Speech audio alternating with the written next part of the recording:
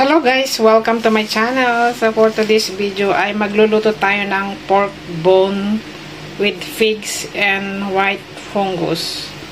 So ito yung mga pinaka-main ingredients natin guys. Pork bone, sweet and bitter almond, tangerine peel, brown dates, figs, white fungus, and carrots.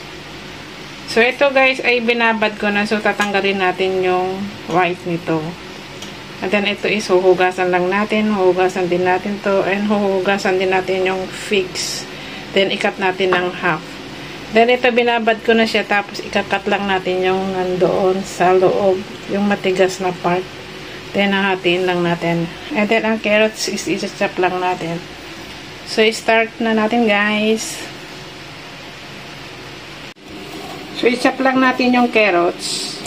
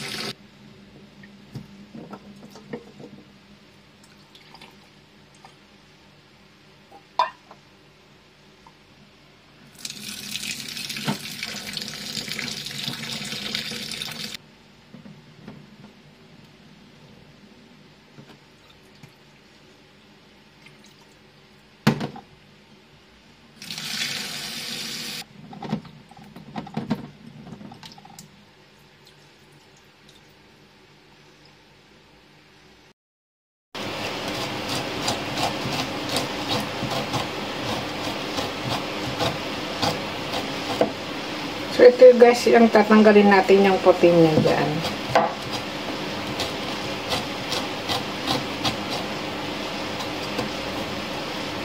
Napakla kasi ito pag di natin tanggalin. So, tanggalin lahat.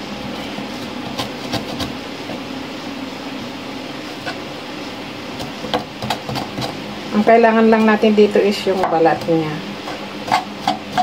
Para mabango yung sabaw. So, ayan guys, yung natanggal ko. So, ayan guys, na-prepare na lahat ng mga ingredients. So, papakuluan na natin yung karne. Ipa-blanch lang natin.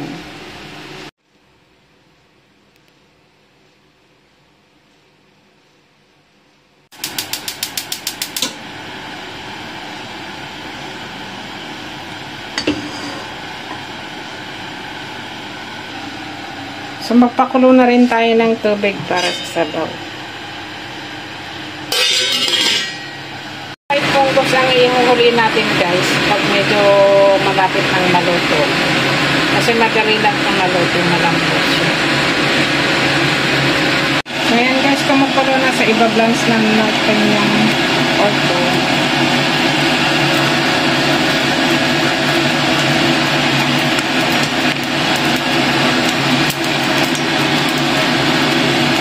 Mapapansin nyo guys, konti lang yung nilagay kong karne kasi hindi naman nila kinakain yung karne sa sabaw.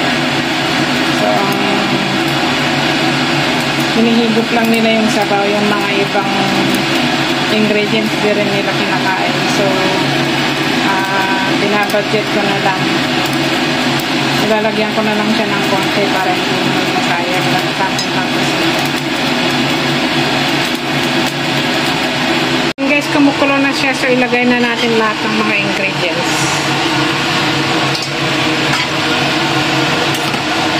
So, yung pork bone. Ilagay natin yung brown dates. Yung tangerine peel. Yung figs. Yung sweet and bitter almond.